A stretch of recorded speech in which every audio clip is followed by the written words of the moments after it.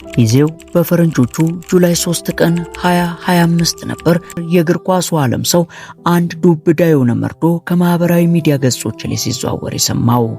ይህም የሊቨርፑልና የፖርቹጋል ብሔራዊ ቡድን አጥቂ ዲዮጎ ጆታ ከዚህ ዓለም በሞት ተለየ የሚል ዜና ሲሆን ይህም ድንገተኛ ክስተት የእግር ኳስ ዓለም ሰዎችን እጅግ ካዘኑበትና ከደነገጡበት ቀን መካከል ቀዳሚው ሲሆን ጆታ ከሜዳ ላይ ካለው ድንቅ ችሎታ ባልተናነሰ ባለው መልካም ስብዕና በደጋፊዎቹ ብቻ ሳይሆን በተቀናቃኝ ቡድን ደጋፊዎች ጭምር የሚወደድ ሲሆን የ28 ዓመቱ ጆታ ያቺ የተጻፈችለት ዕለት ከመድረሷ በፊት በስኬት የተሞላን ክረምትን እያሳለፈ የነበረ ሲሆን ከክለቡ ሊቨርፑል ጋር የእንግሊዝ ፕሪሚየር ሊግን ዋንጫ አንስቶ እንዲሁም ከሀገሩ ፖርቹጋል ጋር ደግሞ የኔሽንስ ሊግ ድልን ተቀዳጅቶ ድንቅ ዓመትን አሳልፎ የነበረ ሲሆን ከዚህ በተጨማሪም አደጋው ከመድረሱ ከ11 ቀናት በፊት የረጅም ጊዜ ፍቅረኛውን ሩድ ካርዶስን አግብቶ ሕይወቱ በደስታ እየኖረ የነበረበት ሰዓት ቢሆንም በጁላይ 3 ቀን 2025 መንፈቀ ሌሊት ላይ ግን በሰሜናዊዋ ስፔን የተከሰተው ያ አስከፊ የመኪና አደጋ ግን ሁሉንም ነገር በቅጽበት እንዳልነበረ አደረገው። ታዲያ በጊዜው ጆታ የሳምባ ቀዶ ጥገና ተደርጎለት ስለነበር ሐኪሞች በአውሮፕላን እንዳይጓዝ በሰጡት ትዕዛዝ መሰረት ከታናሽ ወንድሙ አንድሬ ሲልቫ ጋር በመሆን ከፖርቹጋል ወደ ሳንታንደር ወደ እንግሊዝ ለሚደረገው የሊቨርፑል ቅድመ ውድድር ዝግጅት ለመድረስ በቅንጡ ላምባርጊኒ መኪናው ለመጓዝ ይወስናል። ታዲያ ያቺ ዕለትም ለጆታና ለወንድሙ የተጻፈችላቸው ዕለት ነበረችና በዛሞራ ግዛት ውስጥም ሲደርስ በከፍተኛ ፍጥነት እየበረረች በነበረችው ላምባርጊኒ መኪናው ጎማ ላይ በደረሰ ድንገተኛ ፍንዳታ መኪናዋ ከመንገድ ወጥታ የተገለባበጠች ሲሆን በከፍተኛ ፍጥነት ተጓዝ የነበረችው ላምባርጊኒም ከብረት አጥሮች ጋር ተጋጭታ በእሳት ትያያዛለች። ታዲያ በሰዓቱም እነዚህን ሁለት ነፍሶች ለማዳን የነፍስ አድን ሰራተኞች በቦታው ቢደርሱም ጆታና ወንድሙ አንድሬ ግን በመኪና ውስጥ በደረሰው ቃጠሎ ምክንያት ሕይወታቸው ያለፈ ሲሆን የስፔን ሲቪል ጋርድ ሪፖርት እንደሚያሳየው ለአደጋው ዋነኛ መንስኤዎች ከፍተኛ ፍጥነትና የጎማ ፍንዳታ እንደነበር አሳውቋል።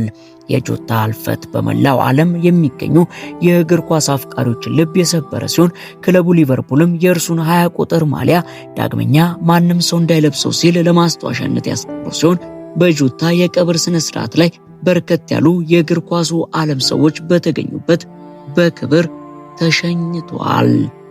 አራተኛ ብራድ ኤፈርት ያንግ። ይህ ሰው ደግሞ ብራድ ኤፈርት ያንግ ይባላል። ፎቶግራፍ አንሺና የኪነ ጥበብ ጠበቃ የነበረ ሰው ሲሆን በ46 ዓመቱ በሆሊውድ ውስጥ ስኬታማ ስም የነበረው ሰው ሲሆን ብራድ እንደ ቦይ ሚትስ እና ግሬይ አናቶሚ ባሉ ታዋቂ የቴሌቪዥን ድራማዎች ላይም ሰርቷል።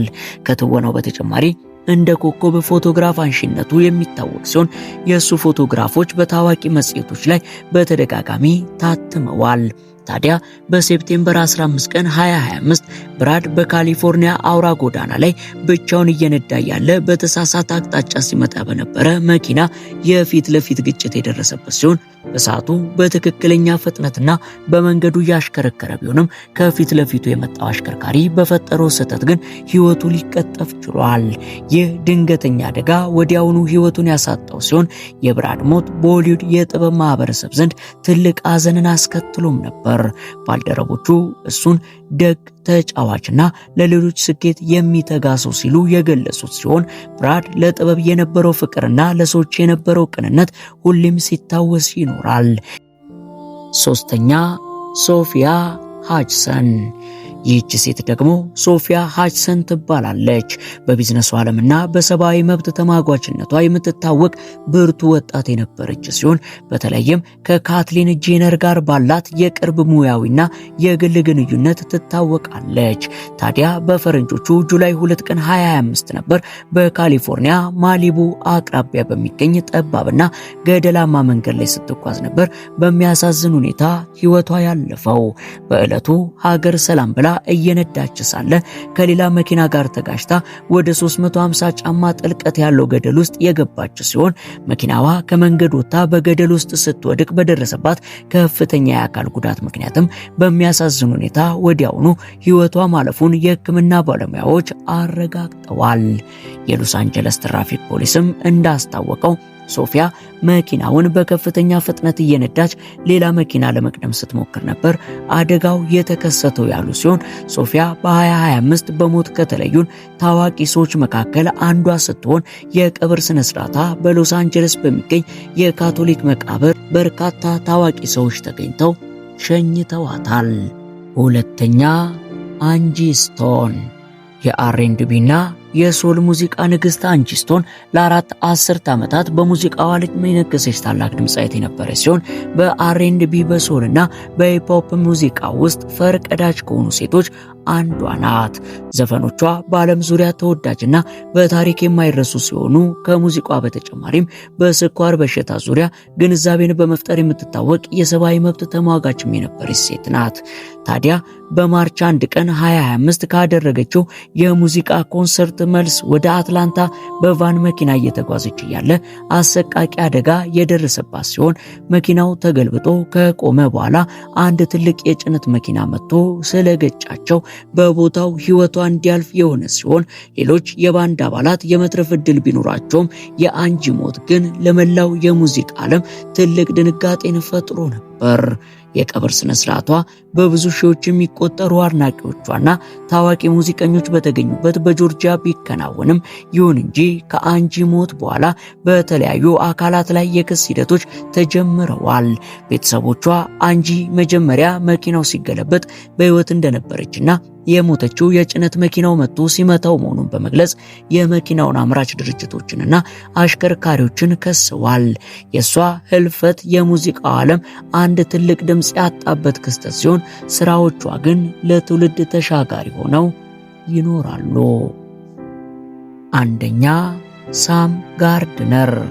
ሳም ጋርድነር በቢቢሲው የታዋቂው የጉዞ ውድድር ላይ ከእናቱ ከጆ ጋር በመሳተፍ በሚሊዮኖች ዘንድ ተወዳጅነትን ያተረፈ ወጣት የነበረ ሲሆን በጀብደኝነቱ በደግነቱና ለሰዎች ባለው ቅንነት የሚታወቀው ሳም አንዲት የቀን ጎዶሎ ህይወቱን የነሳችው ሲሆን በሜይ 26 ቀን 2025 ሳም ከቤተሰብ የልደት በዓል መልስ ወደ ቤቱ እያመራ ያለ በከባድ ዝናብ ምክንያት መንገዱ እጅግ አንሸራታች ስለነበር ይነዳው የነበረው ከፍተኛ ጉልበት ያለው መኪናው ከመንገዱ ወጥቶ በመገልበጡ በጭንቅላቱ ላይ ከፍተኛ ጉዳት ይደርስበትና ለ3 ቀናት ያህል በሆስፒታል በሕክምና ሲረዳ ቢቆይም በመጨረሻ በሜይ 29 ቀን በሚያሳዝን ሁኔታ ህይወቱ ያለፈ ሲሆን የአደጋው ምርመራ እንደሚያሳየው የመንገዱ የውሃ መከማቸት ለአደጋው ዋነኛ መንስኤ እንደነበር ሲሆን የሳም አሟሟት በጉዞ ላይ ያለ ለሚከሰት የፍጥነትና የቴክኒክ ጥንቃቄ ጉድለት ትልቅ ትምህርት ጥሎ ያለፈ ሲሆን ቢቢሲም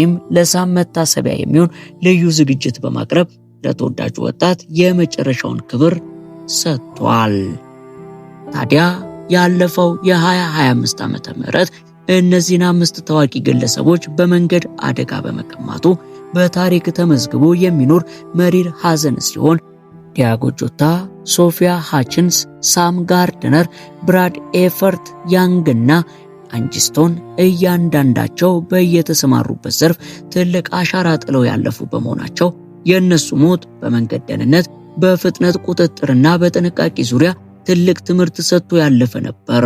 ምንም እንኳን በስጋ ቢለዩንም ስራዎቻቸውና ትዝታዎቻቸው በአድናቂዎቻቸው ልብ ውስጥ ለዘላለም የሚኖሩ ሲሆን ሕይወት ምን ያህል አጭርና ባልተጠበቀ ሁኔታ የምትለወጥ መሆኗን እነዚህ ክስተቶች ያስታውሱናል እያልን የዛሬን በዚያ በቃን። አብራችሁን ስለነበራችሁ ከልብ እናመሰግናለን።